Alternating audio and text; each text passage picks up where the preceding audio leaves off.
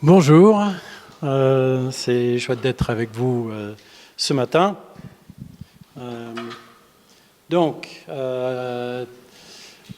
Philippe, tu peux mettre donc le PowerPoint, s'il te plaît. Ah oui, ok, voilà, merci. Donc, on poursuit notre série sur l'épître aux Colossiens.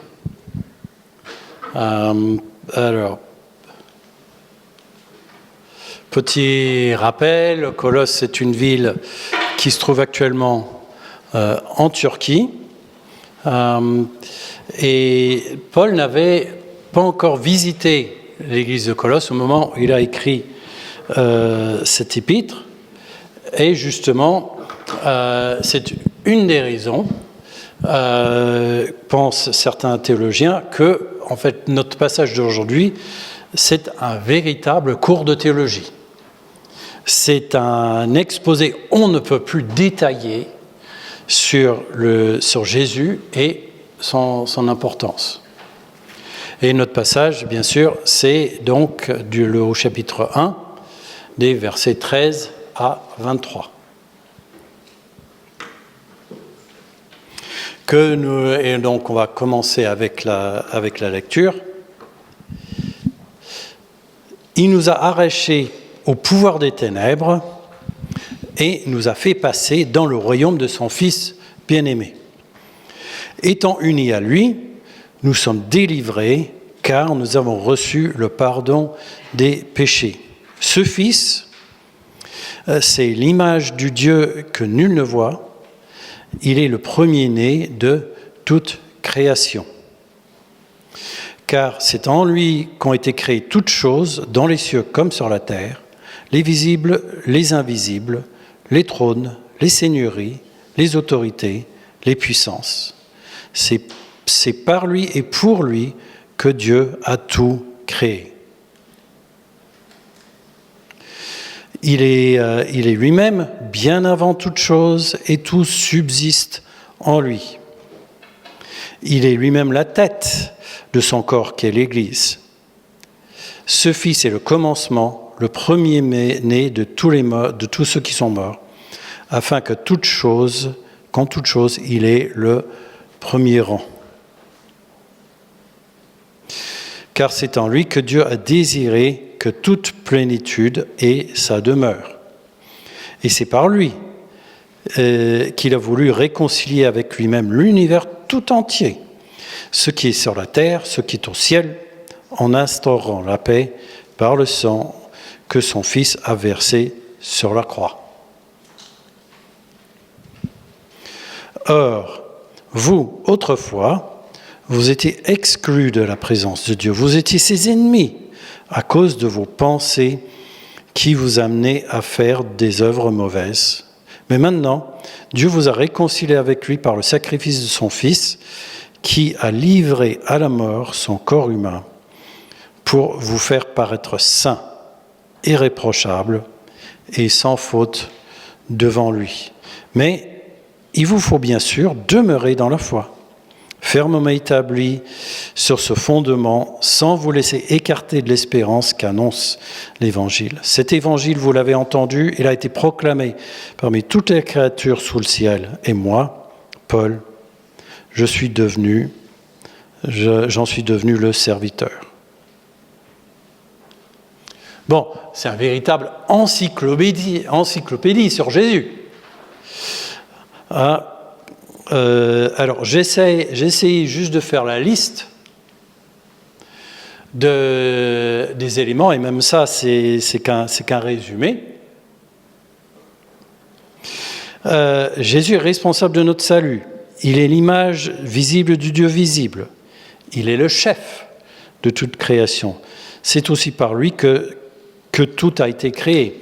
Tout subsiste en lui. Il a la première position de toute l'humanité. Toute la plénitude de Dieu réside en lui.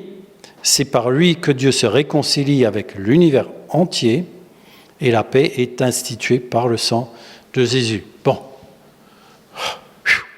comme j'ai dit, c'est un cours de christologie pour utiliser les termes qu'on utiliserait en institut biblique.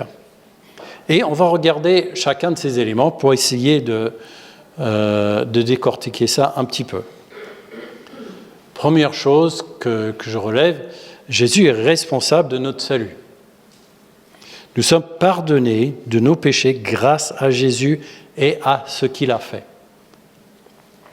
C'est lui qui nous a carrément arrachés, mot bien fort, du pouvoir des ténèbres. Et il nous a transportés dans le royaume de Dieu. C'est parce que nous sommes dans une forte relation avec lui, le terme utilisé c'est « nous sommes unis à lui », donc moi j'estime que ça veut dire une forte relation, c'est pour ça que nous sommes délivrés. Nous sommes donc délivrés du pouvoir du péché, mais aussi de la peine qui serait à purger.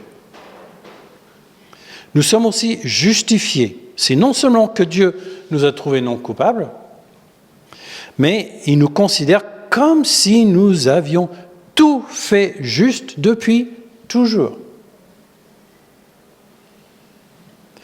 Bon, on pourrait passer la journée à énumérer tous les détails de notre salut et de comment Jésus est responsable de notre salut. Bon, on va s'arrêter là sur cet aspect pour aujourd'hui et continuer avec d'autres.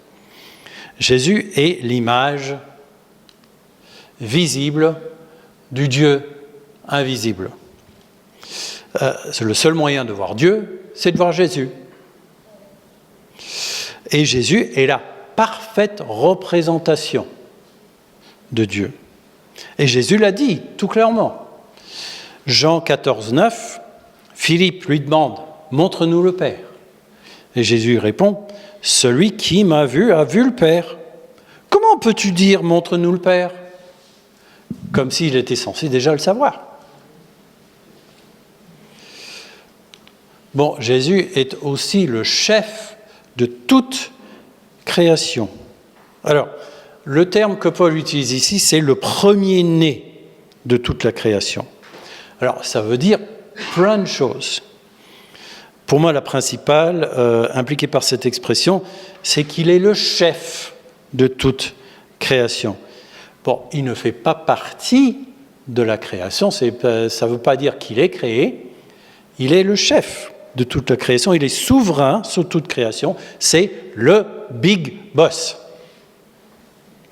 Hein? Toute la création est sous son autorité et doit lui obéir. C'est aussi par lui, c'est par Jésus que tout a été créé. Jésus est aussi créateur. Toute création passe par lui.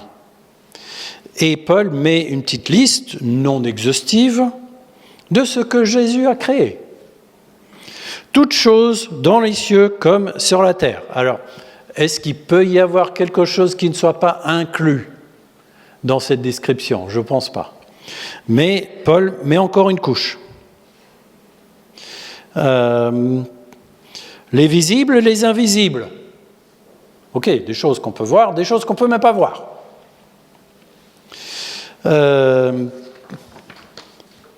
Et puis, il évoque aussi les centres de puissance, les trônes, les seigneuries, les autorités, les puissances.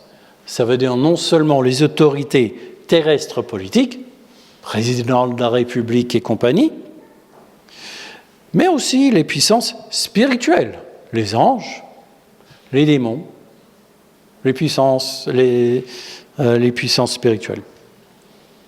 Ok ? Tout subsiste en lui. Tout existe et tout reste en existence grâce à Jésus. Et j'aime bien l'image que tu as choisie, Christian. Il tient vraiment non seulement le monde, mais l'univers tout entier entre ses mains. Il entretient et stabilise tout, absolument tout. Il entretient les galaxies comme les atomes et tout ce qui est entre les deux. Un théologien a dit « Il garde le cosmos afin qu'il ne devienne pas chaos ». Ça me rappelle une série de science-fiction que je regardais quand j'étais ado. Et un épisode, l'histoire, c'était que la Terre avait quitté son orbite normale et s'éloignait du Soleil. Et tout gelé, ça devenait comme le pôle Nord en Afrique. Vous savez pourquoi cela n'arrive pas véritablement? C'est parce que Jésus tient tout en place. Il entretient et stabilise tout. Ok, Jésus a la première position de toute l'humanité. Paul donne encore un détail sur la qualité de Jésus de chef. Il est le numéro 1 de toute l'humanité. C'est le chef suprême. Comme dans la Deuxième Guerre mondiale, il y avait un général qui était au-dessus de tous les autres. On l'appelait le commandant suprême des forces alliées. Jésus est le commandant suprême de tous les êtres humains.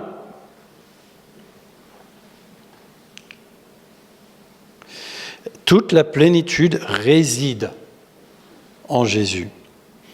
Bon, certains pensent, à tort, que si Jésus est le Fils de Dieu, c'est qu'il est une sorte de sous-dieu, de Dieu junior.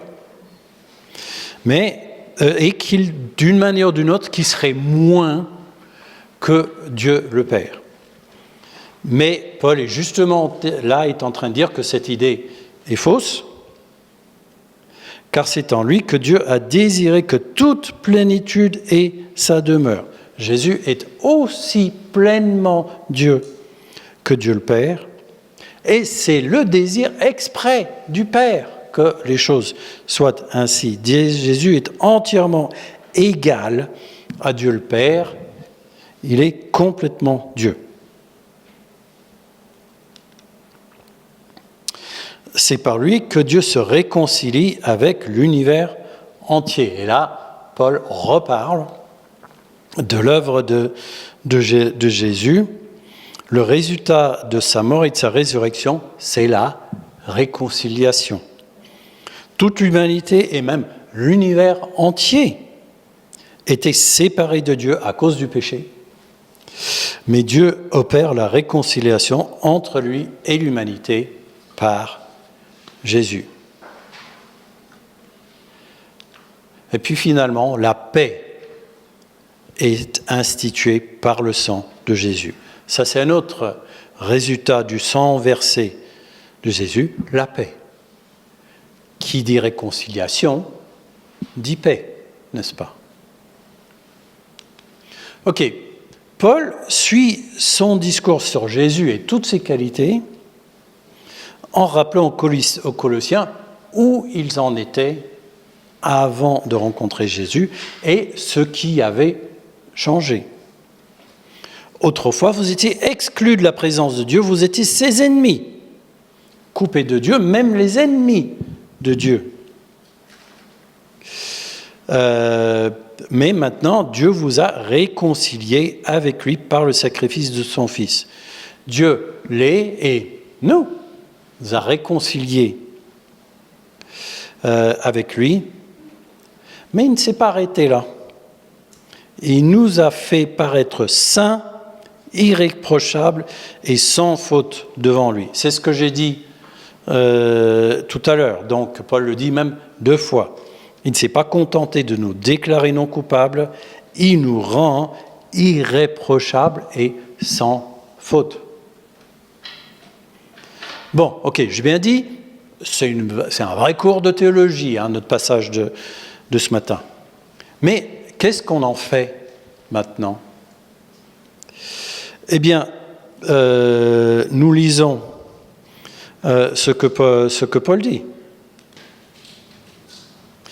Mais il vous faut bien sûr demeurer dans la foi, fermement établi sur ce fondement, sans vous laisser écarter de l'espérance qu'annonce l'Évangile.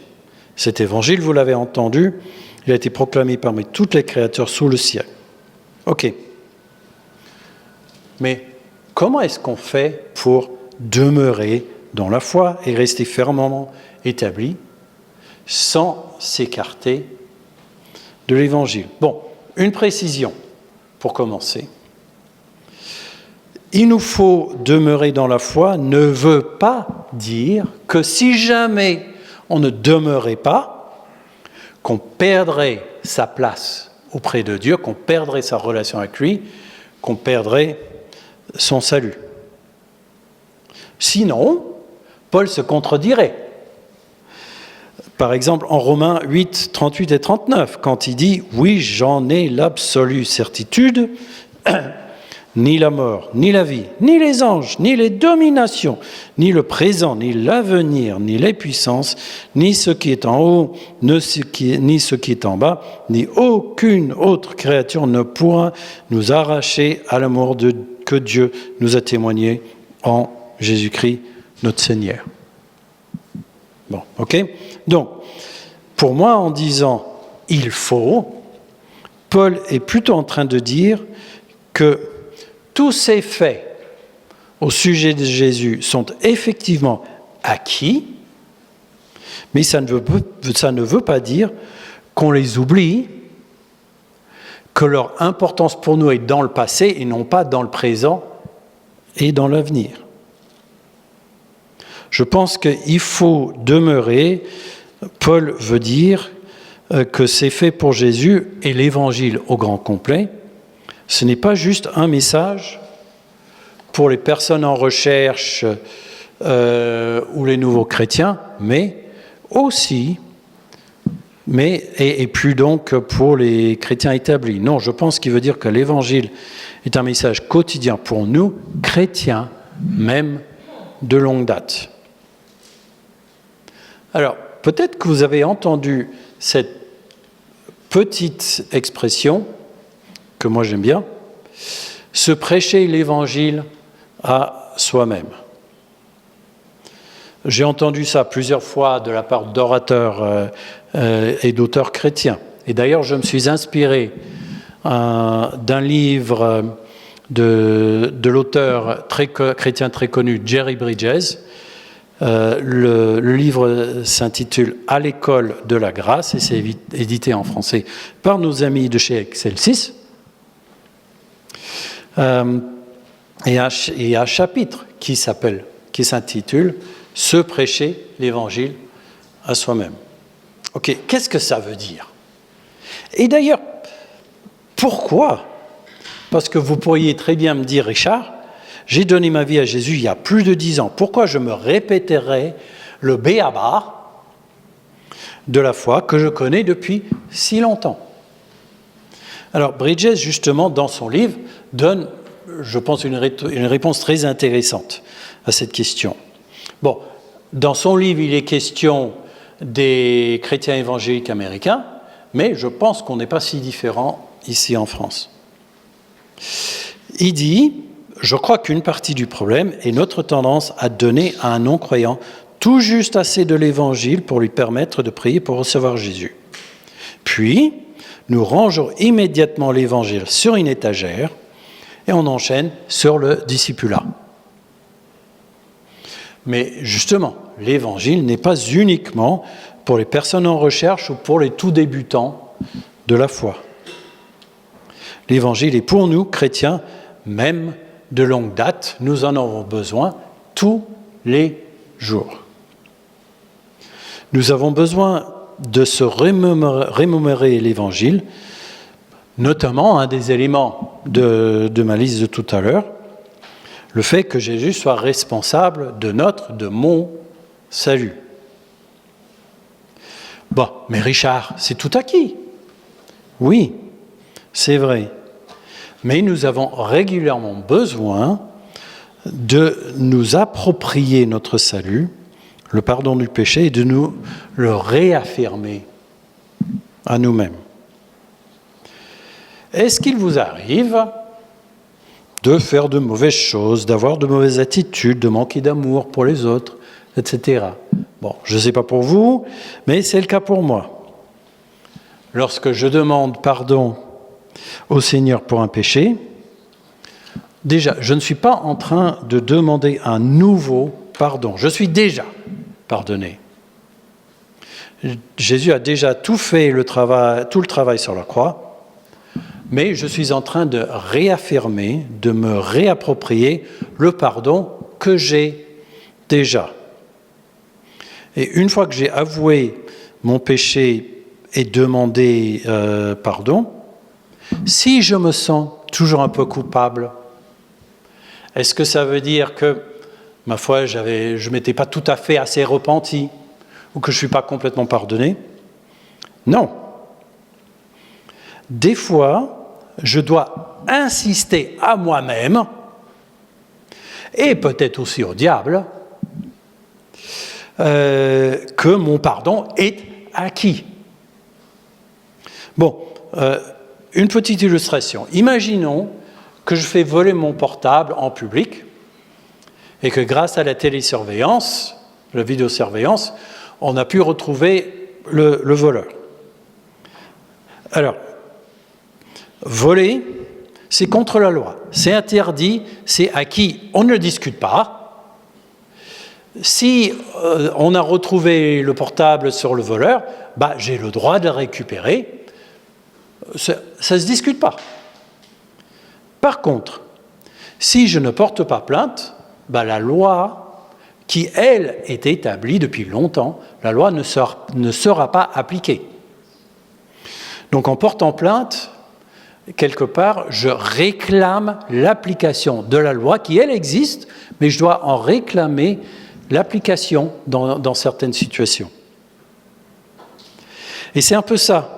Quand je veux dire je me réapproprie, je réclame l'application du pardon de mes péchés, même si mon pardon est acquis depuis plus de 2000 ans. Ok ? Donc, me prêcher l'évangile à moi-même veut dire aussi que je fais face chaque jour à mon besoin de pardon.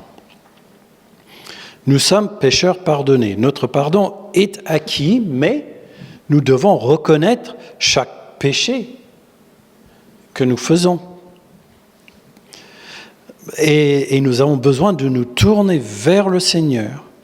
Bon, cette fois-ci, non pas pour recevoir un pardon qu'on n'avait pas encore reçu, mais pour réaffirmer notre état de pardonner.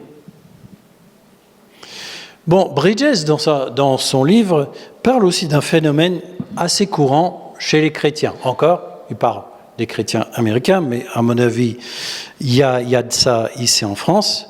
Il appelle ça la bonne journée ou la mauvaise journée. Lorsque nous avons une mauvaise journée, spirituellement parlant, on s'est levé trop tard pour avoir un culte personnel, on a été irritable avec les autres, on a mal réagi quand quelque chose nous a embêtés. Et il nous arrive fréquemment de penser, je ne mérite pas la faveur de Dieu aujourd'hui. Je ne mérite pas qu'il me bénisse. Si je prie pour lui demander quelque chose, il ne va probablement pas répondre, pas exaucer, parce que je me suis mal conduit spirituellement aujourd'hui. Par contre, prenons la bonne journée spirituelle. J'ai eu un super culte personnel où j'ai vraiment passé un temps dans l'intimité avec le Seigneur. J'ai vraiment appris quelque chose dans sa parole. Même quand quelqu'un a été méchant avec moi, j'ai été gentil en retour avec une bonne attitude, etc. Et tout s'est bien déroulé sur toute la journée. Je pense que je risquerais de penser, si je demande quelque chose au Seigneur, il va le donner, parce que tout s'est bien passé spirituellement. Bon, je pense que vous serez d'accord avec moi que pour la mauvaise journée spirituelle, l'idée de se prêcher l'évangile à soi-même semble absolument la chose à faire. Je me réfugie dans le pardon accordé par la grâce et je remercie le Seigneur qu'il m'aime, même si je n'ai pas tout fait comme il aurait fallu aujourd'hui. Mais lors de la bonne journée, j'ai plus besoin de me prêcher l'évangile à moi-même, j'ai plus besoin de la grâce ? Si. Même si on a tout fait comme il fallait, toute la journée. On a toujours besoin de la grâce de Dieu et de son pardon. Dieu nous aime, nous accepte, nous pardonne, sans tenir compte de nos performances spirituelles, qu'elles soient mauvaises ou bonnes. Lorsque tout s'est bien passé spirituellement, nous avons besoin de remercier Dieu pour le fait que c'est grâce à lui, c'est pas grâce à moi, et combien je suis génial spirituellement aujourd'hui, c'est grâce à lui. Si j'ai aimé véritablement, si j'ai eu de bonnes attitudes, c'est grâce à la puissance du Saint-Esprit en moi. Et même si je fais ça depuis longtemps, c'est parce que Dieu a travaillé sur mon caractère. Et c'est lui qui a amélioré mon caractère. Donc même ça, c'est grâce à Dieu, c'est par sa grâce. Et j'ai besoin de me le répéter, de me le remémorer. Bon, un dernier exemple d'une manière où nous pourrions prêcher l'Évangile à nous-mêmes. Avez-vous la certitude d'aller au paradis, d'aller auprès du Seigneur? Certains disent, j'espère bien.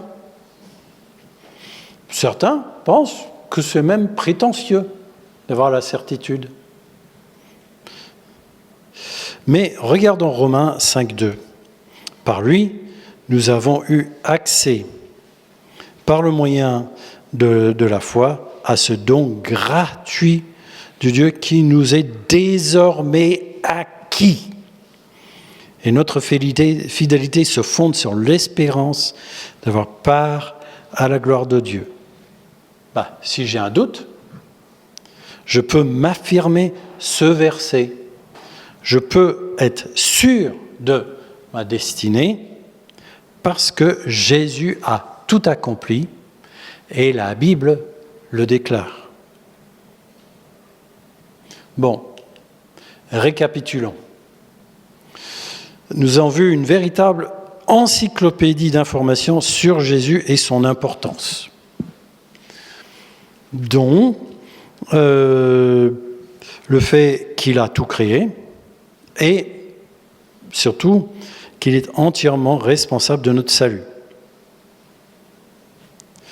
Mais nous avons vu que ces faits ne concernent pas uniquement les personnes en recherche ou les tout jeunes chrétiens, mais nous, quel que soit le nombre d'années chrétiennes que nous avons. Paul nous dit de demeurer dans la foi et une excellente manière de faire ça, c'est de nous prêcher l'Évangile à nous-mêmes. En nous rappelant, en nous réappropriant constamment le pardon qui nous est donné. On va prendre juste une minute, chacun pris silencieusement en son cœur, pensez à quelque chose, en quoi j'ai besoin aujourd'hui, là, tout de suite, maintenant, de me prêcher l'Évangile à moi-même. Quel aspect de l'Évangile est-ce que j'ai besoin de me rappeler, de réclamer, d'insister chez moi? On va juste prendre une minute.